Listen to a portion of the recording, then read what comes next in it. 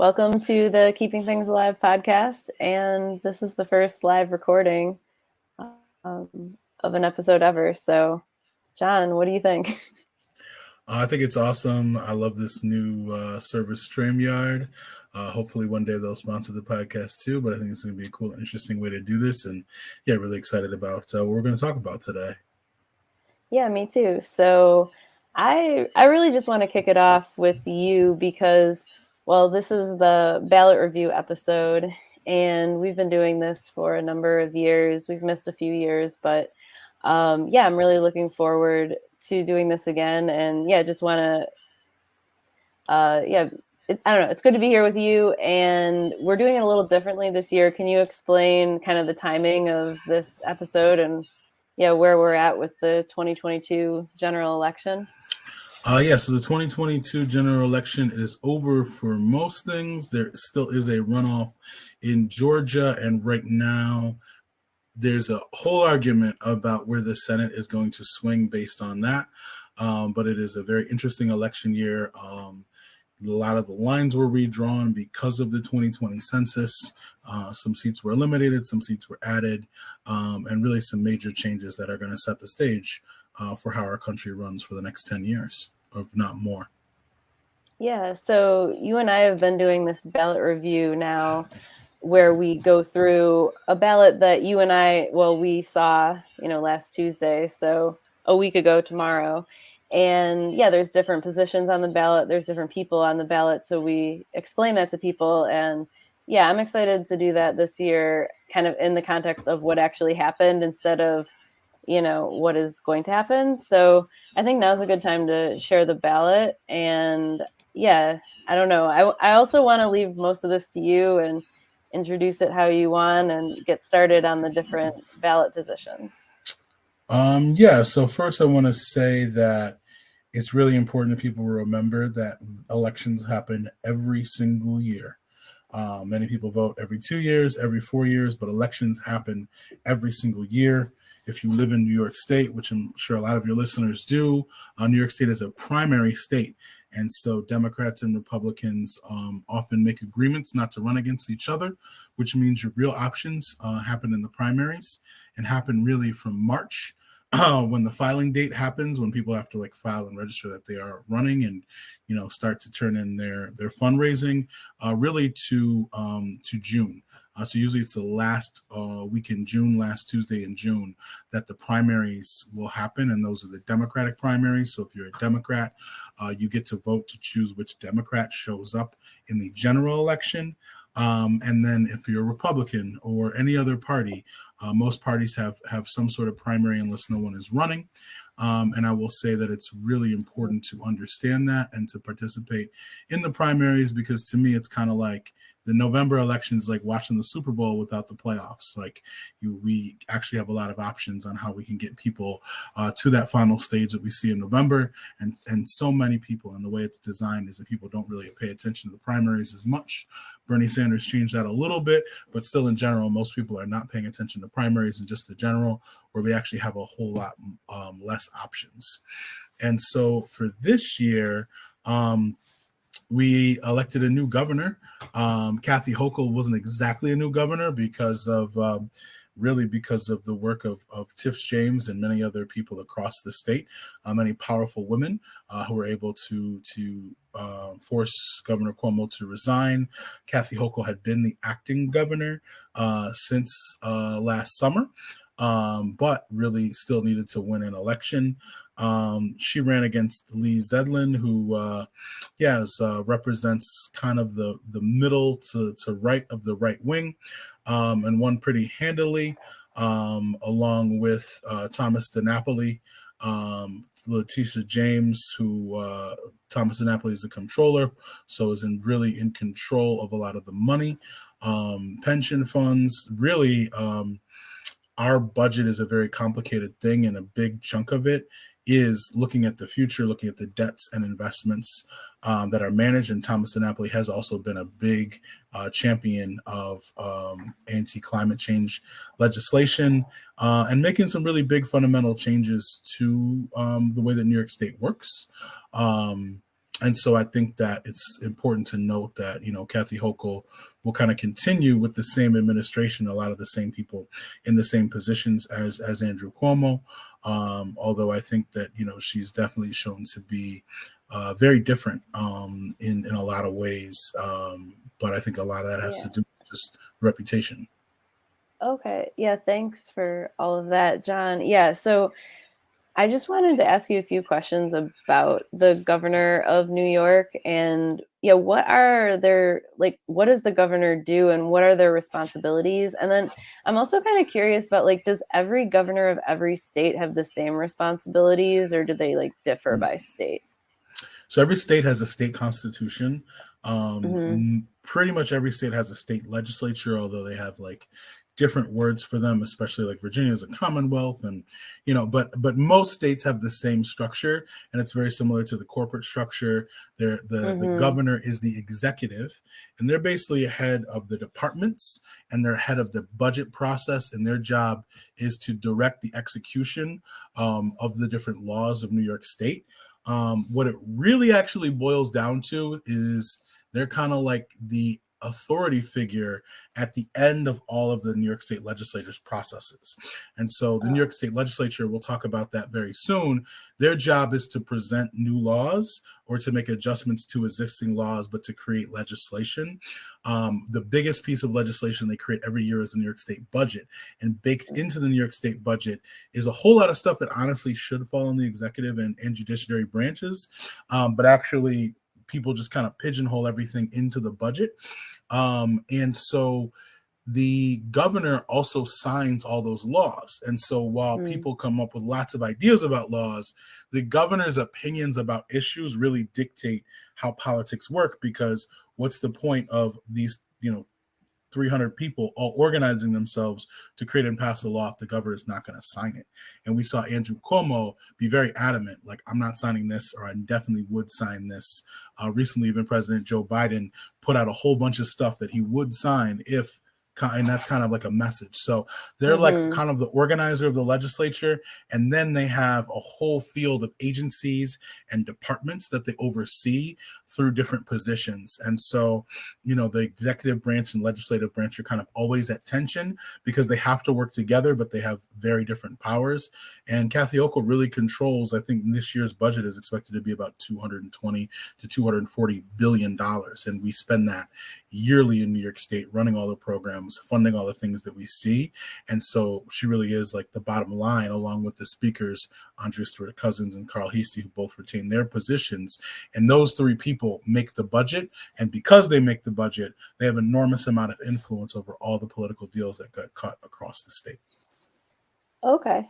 That makes sense. That makes more sense. I guess to kind of take it back to the comptroller, and then I'm kind of sitting here trying to decide if it's like a good thing to have the ballot up here or not. And it's very small for me to see, but I think can you just, or I don't know, maybe we both can explain like what the ballot is. And so we're kind of looking at, the horizontal lines going across are the different party candidates, and then the positions that that's a little better. Yeah. The positions that we're talking about are like vertical columns. So, right.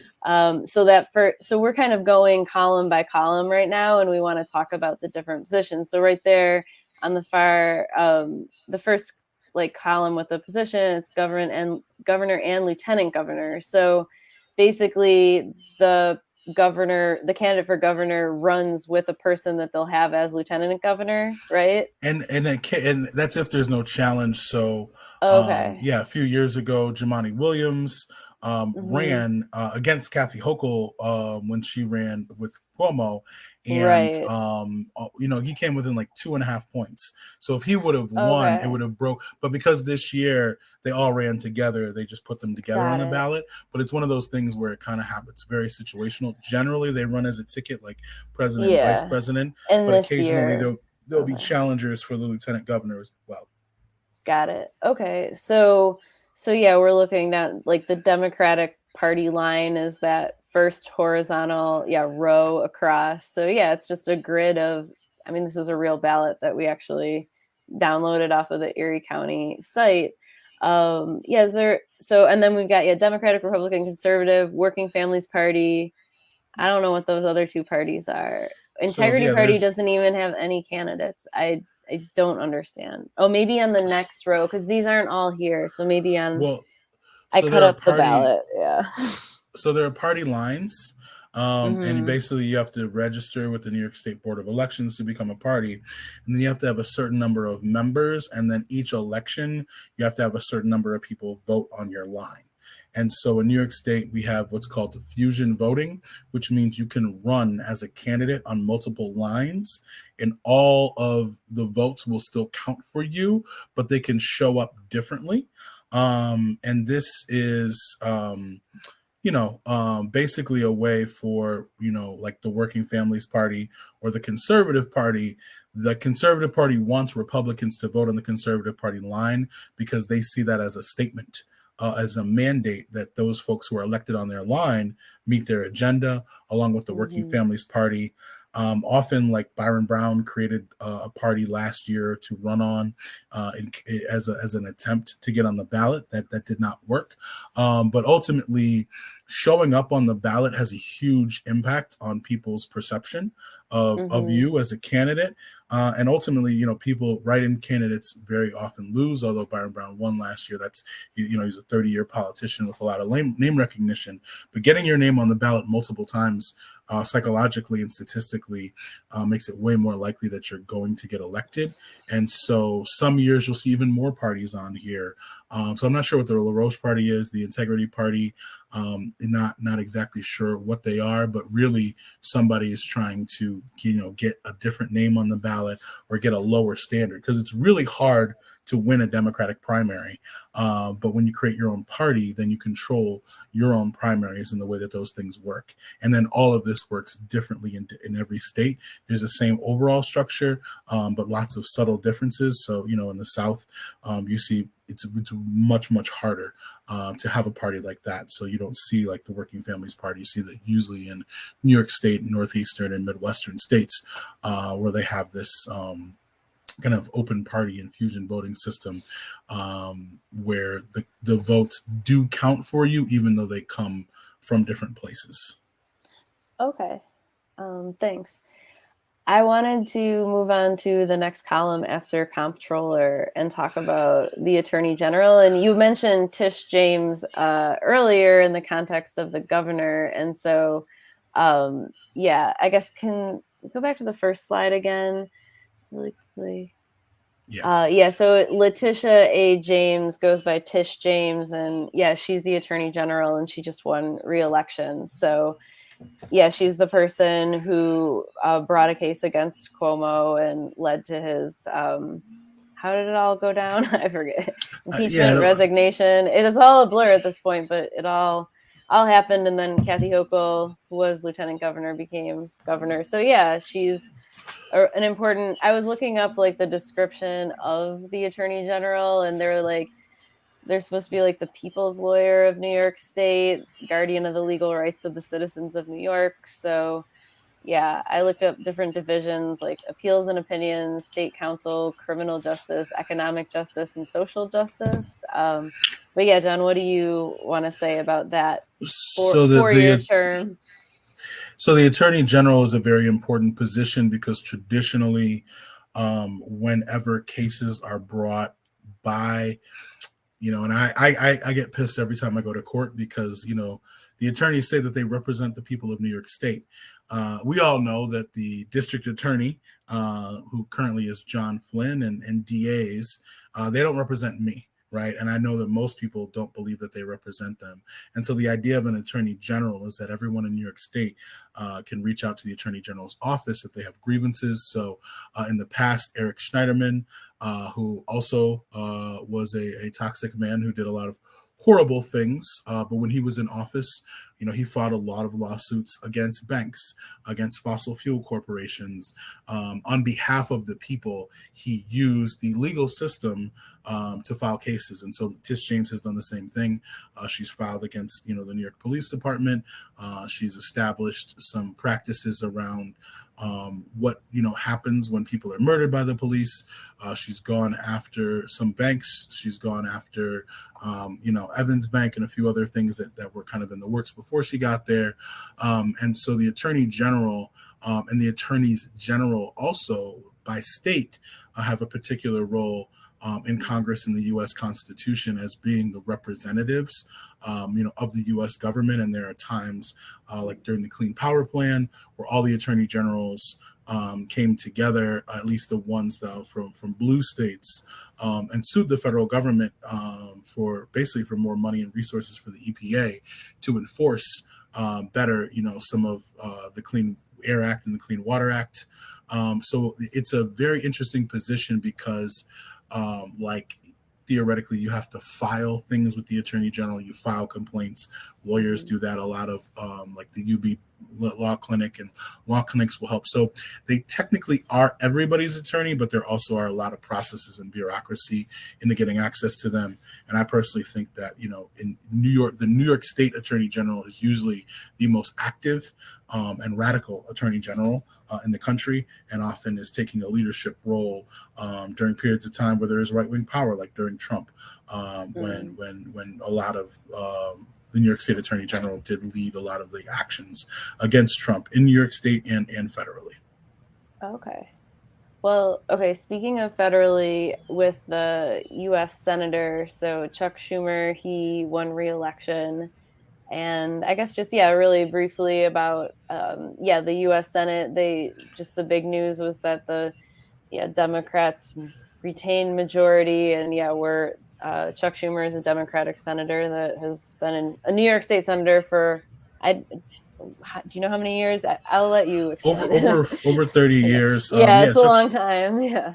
And then Chuck Schumer, I think I consider him the most powerful man in America. Partially because his role as the majority leader means that when a bill passes, he's kind of the final say, and he has access to the president, and as the one who is the Speaker of the House, right, the Speaker of the Senate, the majority leader is a person who has access to the executive branch and is able to communicate with them much more than the average senator, average congressperson.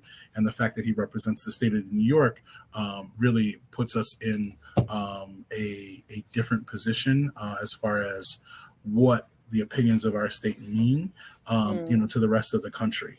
So Chuck Schumer's been doing it for a long time, and I think he, honestly, I think he could be doing way more and should be doing way more. And at the same time, I don't think there's many people who could organize the state the way that he has, and that's why senators often show up the way that they do, because you really have to get a whole.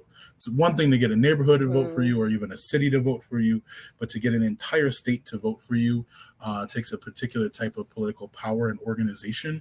It's just very difficult to do upstart, and that's why the Senate tends to be more conservative. And even for those who are political scientists, the Senate is a reflection of a republic, not a democracy. And so technically America, because it has a Senate, and a Senate means that there are 2 senators per state.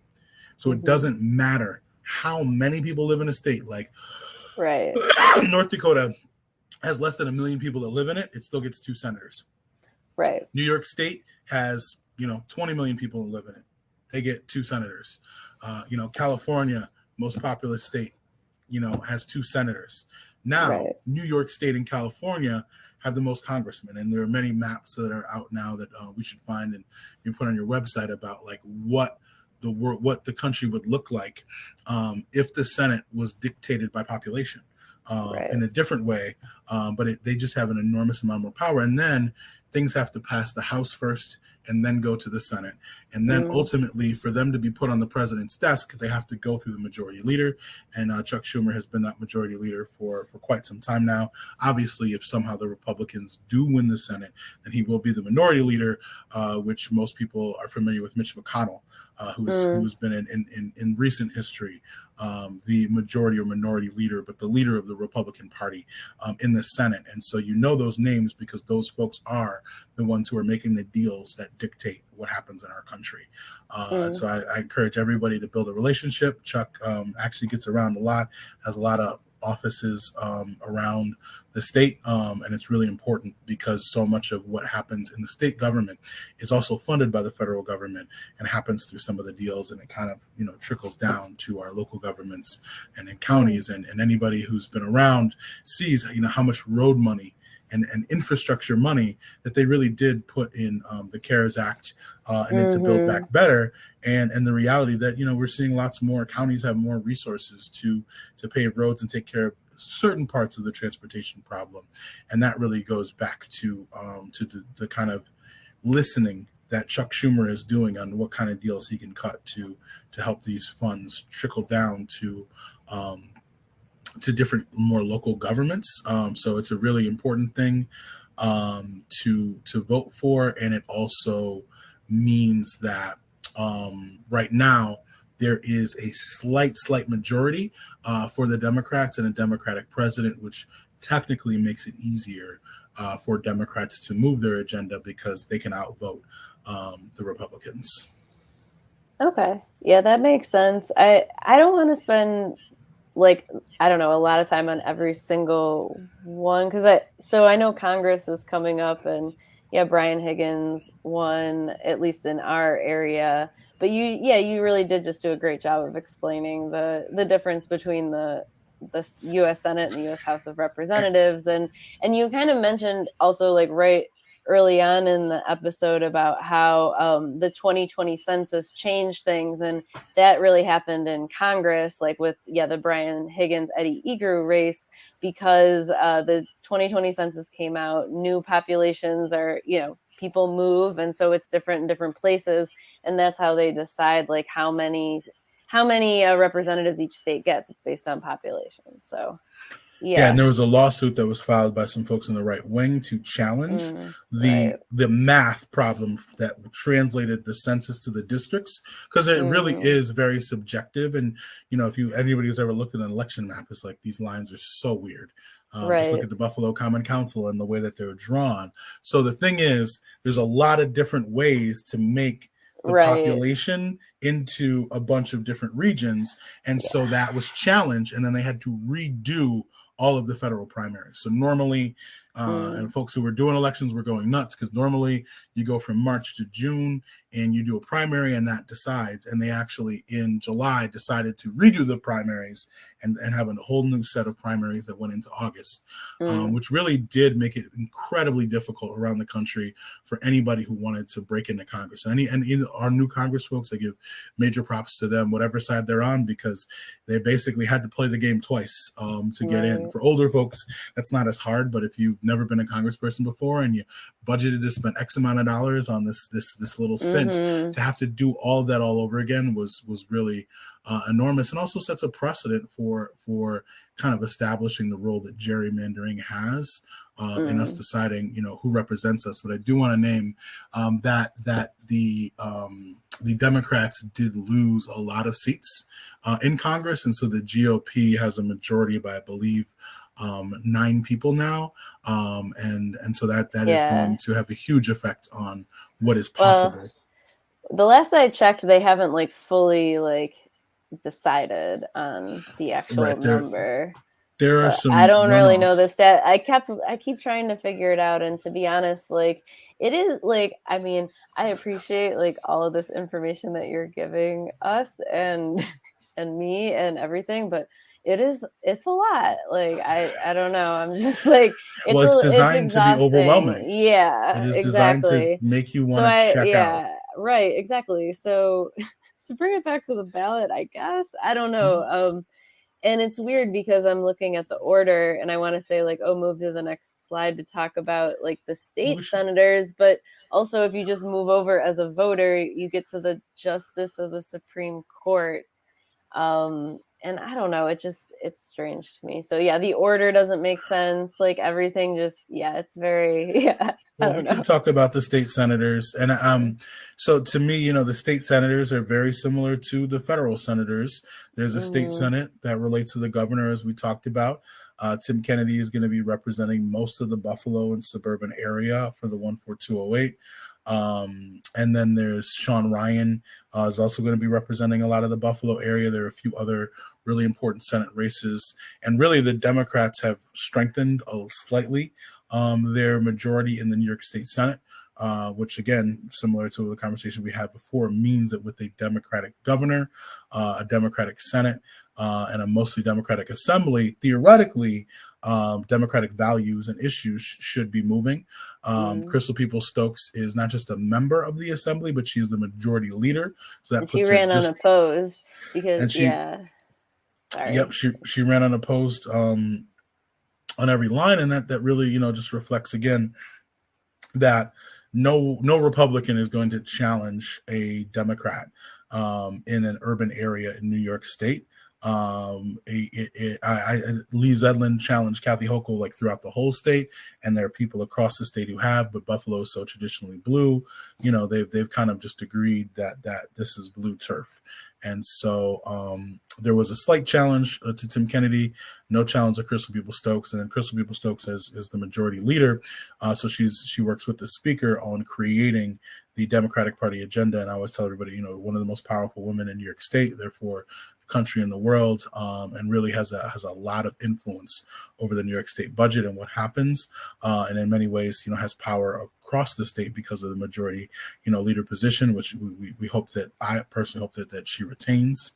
And so I think the New York State legislature functions a lot like Congress, but just focused on New York State, and definitely tends to lean left, but also is heavily driven by corporate interests and also by the opinions of the comptroller about how much money we're spending and how that money kind of like looks over time. But yeah, I'll just pause there. Well, and also just New York City versus the rest, like upstate, it's like it's really hard to I don't know, it's just really hard to put my mind around this state and like its needs and like just the differences. And visiting New York City versus growing up in Western New York, it's a very different place compared to like other states that I've passed through or lived in. It's like this place has a lot of contrasts and a lot of competing interests, and then there's just such a huge population in New York City compared to Buffalo. I mean, what's the population of Buffalo, New York? It's around 240. Oh, 40,000. Okay. Yeah. It's But small. it's changing too. So it's somewhere between 240 and 260. And New York, the city proper, I think, is like 9 million. I think the metro area is like, somewhere close to 12 or 13 million people. And I think, downstate does dominate New York City politics, but I think one of Cuomo's strategies actually was to try to bring some more of the conversation to Buffalo, being the second most populous city in the state, and Buffalo, Rochester, Western New York region. So you saw, how much Cuomo invested a lot of money in the region. Don't think it all worked out the way that it was named or framed. But I think that there's been a major political shift to both parties trying to build more power in Western New York and Long Island, two particular places that get focused on a lot. Also the Mid-Hudson region, kind of the area between, just above New York City and Albany, have become more and more important because everybody's really battling out to figure out how, okay, you have your hold on New York City, which area of the state is actually going to, give you a majority or give you the kind of power that you need. Yeah. Okay. Thanks. I think now because we're almost at 30 minutes, so trying to bring together all of the courts together, the judges together in a way. I guess I just want to point out to start off with, and I've talked about this before on ballot reviews, but the Justice of the Supreme Court, it's the trial court in Erie County, and New York State just has this weird system where they name their like low-level courts the Supreme Courts, and it's just, and then everywhere else the Supreme Court is like the top. So I get really confused every time. But in this particular one, I mean, John, I want you to say more about your opinion of all the judges here, but also that there's 6 choices for 5 spots, and then family court 1 choice in 1 spot, and only one party put it on their line. It's like so that's really my my opinion. But Yeah, what are you? judges in elections are weird because the Yeah. theory is that because they have 10-year terms, they're more accountable to people and they're less influenced by party. But parties pretty much run everything. And so, to become a judge in Erie County, you really only have to have a law degree. You don't have to have a whole lot of experience. And there's a whole hierarchy to how people move through the judgeships. The chief judge kind of tells all the other judges and organizes the different. If you've ever been to court, there's different parts. There's different judges that handle different things.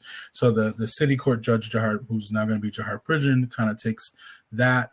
Then there are city court judges, and there's certain things, between the city and the county. So the county does the district attorney is the person who actually in their office manage a lot of how crime is handled, but then the court system is actually a city court system, and then there's certain crimes that go to the county, and then you go to the county holding center, but you might go to the county holding center to wait for city court. So there's a lot of complexity to who gets to be what kind of judge, and I will not say that I understand it all. It's just that it's an interesting part of our government that sometimes federal judges get appointed. In New York State, a lot of the local judges get elected, but then they get elected for 10 years, and in reality, there's a level of respectability politics to how you come up and how you do that, and there's really a whole court of judges and legal professionals that kind of decide like who is seen as viable candidates.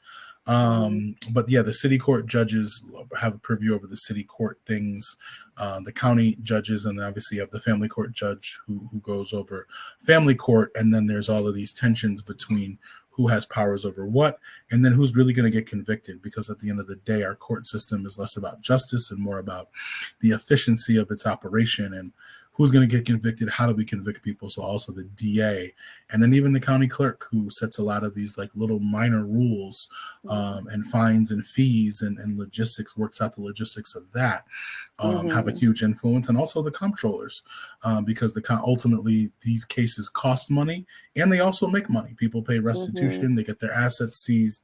And so, there's a whole lot of complexity, and I understand the least about the judges, just that they get voted in for 10 years, and that's a big deal actually, because these people are going to be making decisions over our lives for quite some time.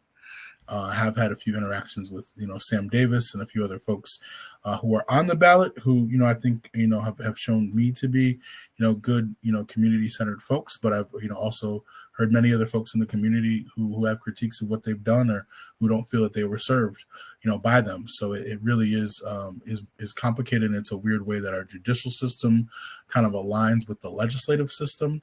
And I think elections are also one of the only things that kind of ties and impact all the systems at once. Yeah. And yeah, you've mentioned the DA or like district attorney a couple of times. I know that like the district attorney was not on the ballot this year, but I believe it was last year. So we talked more about that position last year in the ballot review. Okay, I want to just talk a little more about what's on the ballot, including that environmental proposition, which is on the next slide.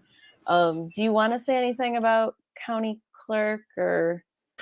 I just want to say, go ahead. The county clerk. If you've ever been to the DMV, if you've ever been to, DSS, really like the Rath building, that's who runs that, and I think it is a really solid patronage position, which really means that like people, if you can keep the job and do well at it, you can keep it for a while, get well paid, and a lot of people are really that appeals to, and it gives you a lot of power over jobs. You get to decide who's the commissioner, who's the head of, because you're the clerk looking over all of the county's departments and their records. So traditionally that's really what the power of it is.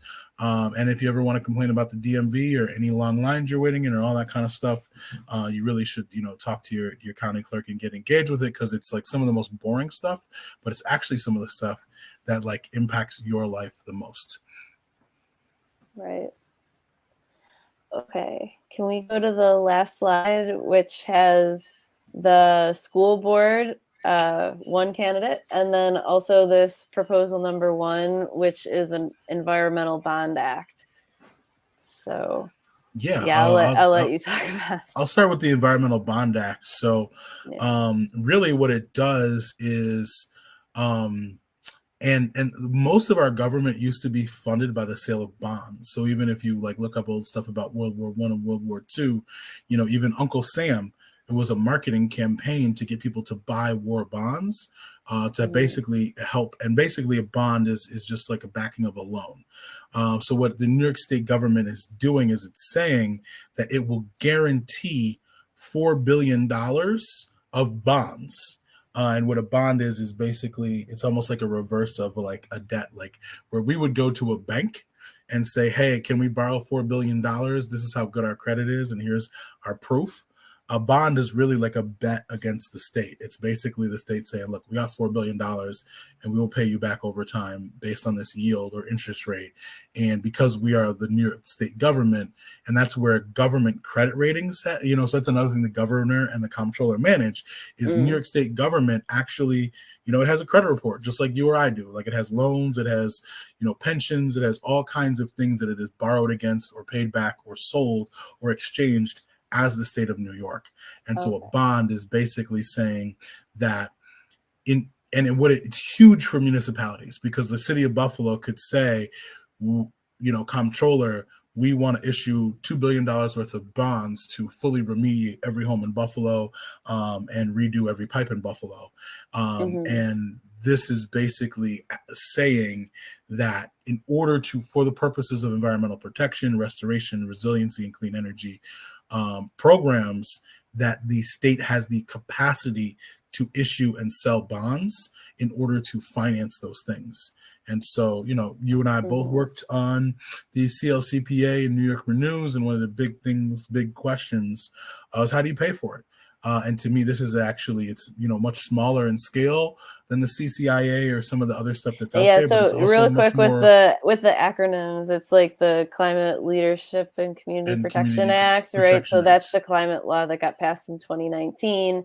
And then the CCIA is the Climate Community Investment Act, and that's the one that has not passed. So it's Right. really the trying to get people who have polluted with, a lot of like carbon emissions to pay a tax, I guess, and then fund all of the programs. So yeah, I guess they haven't been able to get that figured out, but this is like a step towards funding some of the stuff in the climate law. And yeah, Right. I mean, there's a huge need for so many environmental projects and clean water, And clean air. I mean, it makes a lot of sense. But also, yeah, I'm very curious about like who decides like who to give bond funds to. Like, where does this all go? I Well, don't yeah. know. So I think when a state issues bond, so every city in the country, every county sells Mm, bonds and exchanges bonds to fund projects. mhm. Whenever they don't have a funding mechanism in the state government, or if they don't have a funding mechanism, and it's really just the way that the So is this government like the uses credit. Department of State, or is this like the Department No, of this would be Environmental the comptroller. Conservation? Okay, the This would comptroller be the is running all this comptroller. stuff. And Okay. so the comptroller is the one that has to authorize the sale of bonds. Mhm. But in order to authorize the sale of bonds, it'd have to be a conversation, probably a Mhm. bill, or some Mhm. sort of what they call a funded mandate, which is basically like a bunch of people figure out what they want to spend money on, and then they would have to ask the governor, and then the governor would Okay. ask the comptroller, and the comptroller Okay. would say, "Yes, we can Okay. issue these bonds," and then the governor would sign the check and say, here's $4 billion to do that with. So it's a mechanism that we all can use through the government to try to fund the projects that are listed here. And I'm really interested in how people actually figure out how to do that. My assumption Yeah, is like who that is this the we? passed. Like I deeply do not understand like who is applying for these things. And then like yeah, Environmental Bond Act of 2022, like when will this funding be released? Or this is just I don't know. I Well, mean, I it's don't all understand what you executive. just said. Well, Yeah. it's all executive, right? So, like, Mhm. in order to issue a bond, the governor and comptroller kind of are at the one end of approving it, and then the process before that is actually really vague. It's like, But what you know. happened here? So So what so happened it here is voted yes, like it the state passed. the So state has the right to issue $4 billion worth of bonds. The question is, When will they do that? Why will they? So they have the right to do it, Okay. but we don't Okay. know, right? And so I Mm-hmm. assume in next year's New York State budget, you're going to see, some sort of authorization to bond to fund some. I assume that there's already something in the works that people want to fund, but Yeah. I think long term they have $4 billion to use on these issues, and it's kind of up Mm-hmm. to us to figure out how to get them to use it the ways that we see fit. Okay. All right. Well, we have 5 minutes left, and I think we made it through most of the ballot. I do want to talk about kind of looking out into next year because, yeah, like we said in the beginning, like a lot of times by the time it gets to the election next year, everything's already been decided. So, yeah, I do want to talk a little bit about like what's on the horizon. And then, yeah, I mean, I don't even like how people could get involved, but just to like really show that there are other parts of the process that are happening outside of like November. And Yeah. So next year, at least locally, there will be common council races for Buffalo City Common Council. There'll be races for the Erie County Legislature. And I think those are like really important local elections to get involved in because they dictate a lot about how money is spent in our region, and about how laws are worked through. And I think after the mayoral election last year, we're going to see a whole lot of people running for different positions. And I think it'll be, it's just more real. Like to be honest, it feels more real to think about who is the counselor for my district, or who's how the Erie County budget is going to get spent. Even though the general political conversation is almost always about Congress, those are things that are really going to affect you and the programming and the things that you see in your neighborhoods. And those elections are people are talking about them right now. There's a filing date in March, and then from March to June, we'll have the primaries. And I'm sure that there's going to be a lot of people who are looking to get those positions and move out some of the incumbents, excuse me, that we've had for a long time. So I think it's really important to get involved, in those races, and just at least take a look at, who you think you might want to represent you. And then I think, party representation is also important. You should check, like, are you registered a Democrat? People who are registered independents, I know it's a very popular thing to do because most people think I'm independent, I don't belong to a party, but it also does take you out of the game. It means that during the primaries, you don't have a say in either side. And so I think if you lean to the left, becoming a Democrat or Working Families Party, if you lean to the right, Conservative Party or Republican Party, so that you can actually participate. Otherwise, it's kind of like if you're a football fan and you don't get to watch the playoffs, you just get to see who's in the Super Bowl, and that's who you have to root for. yeah, no, that makes a lot of sense. Yeah, I guess I'm curious. Is it just kind of like smaller and smaller levels into the local? But yeah, the mayor election was last year. City council will be next year. That is like the legislature, right? So what does the city council actually preside over in the city of Buffalo? And what is their relationship to the mayor? So just like the New York State legislature and the governor Okay. and Yeah. the Congress and the president, it's not bicameral, right? There's not two, there's just one, there's one group of 9 people. And so they represent 9 districts. There is actually some movement to try to get at-large seats, which there were 2 of. As recently as I think 2002, when Charlie Fisher was on the board, was on there. But they're essentially like the board of directors for the mayor. They can pass legislation. The mayor can veto that legislation, so they need at least 6 votes to have veto-proof legislation. And so they get to decide what laws, not necessarily how they're executed or applied. That's the mayor and his department's role. They also get to decide on the budget, right? And the budget is the big thing that pulls all forms of government together to make sure that the government keeps running every year.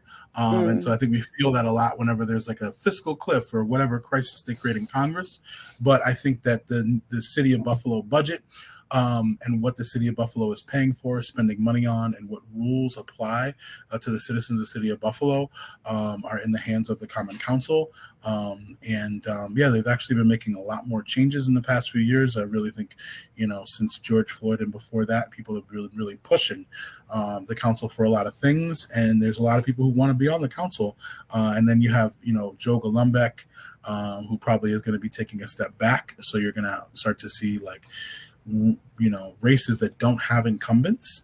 And there's other people who are rumored to be taking a step back, and none of this is totally clear. But I think it's going to be an interesting race, and a race that really is going to set a tone for what our city is going to be like for the foreseeable future. Okay. Well, I'm excited about it. I think, it's going to be interesting. I really appreciate all of your time and sharing all this knowledge with all of us. One more year. I think, it's really good to, just kind of go through this. And I guess this time, just concluding statements or whatever about being on this side of the election. It's not, I don't know, other years it's like, go out and vote. Like, what do you want to tell people to do at the end of this now? I'll let you have the last word. So, one, I just want to say school boards are very important, and we have Sharon Gottman. No, most people except for Jen McCosey ran unopposed. So we have a few new school board members, and actually the school board budget is $1.8 billion. Our school population is 36,000 young people, and some of them age out every year. So the impact over the course of 3 years is a lot of people. So we didn't really talk about that, but I guess the general message that I have is that it's really, if you want to keep things alive, and if you believe and have really, strong beliefs about how the world should work, politics are just where power is at. And so I see a lot of folks who care about the environment, who care about larger issues, but ultimately are challenged by understanding politics. And I think that, unfortunately, this is the system we have, and it's going to be very difficult to make any changes without understanding and observing it. And actually, when you get into the weeds of it, it's entertaining. There's a lot of amazing and powerful stories, and it's really it benefits political machines of both parties, which both parties operate in different ways across the country, for us not to be interested and to make things look boring.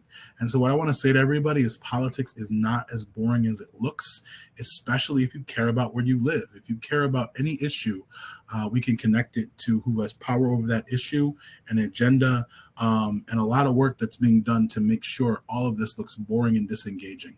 And so to me, the goal of most politicians is to reduce the electorate, and the electorate is just how many people vote in a district and what the district look like. They want to curate that and gerrymander that and rig that to their benefit, and to make things easy for them to win and win consistently and not have to do things that they don't want to do. And so the less people that vote, the easier it is. And in this election and in many other elections, you'll see very, very low turnout. But that turnout is also a concentrated base of people that agree with the agenda of the elected officials that are moving it. And so I think, if everybody voted, the country would be a totally different place. And so there's a lot of efforts to get people to vote, but most of them are not really genuine. And so I always encourage people that care about their families, their lives, the rules that go over them, to pay attention and to get interested in it, and to not, get played by this idea that this is boring and nobody wants to vote and your vote doesn't matter, because your vote does. How much it does, how much it's going to get you exactly what you want is a different story, but it absolutely has an impact. And even if your candidate doesn't win, the amount of people who voted in that election that care about something can have an enormous influence. And most of our elected officials are spineless, right? They don't actually have an agenda that they're moving. They just want to maintain their power. And so when we have agendas, we can actually move and have an impact on what they do. And I believe most people want to keep things alive and want a safe, decent place to live. And I think if all the people who really want that start voting more, it's not a guarantee, but it changes the possibilities that we have. So I'm just encouraging everybody to dig into it, because it is one big soap opera. And when you do get into it, it actually is way, way, way more interesting than any show that you could put on Netflix. All right. Thanks, John. I really appreciate you being here. And yeah, we'll have to do this, the video podcast again soon. Cause yeah, I liked it. I have some getting used to it, but it's good. So yeah, thank you.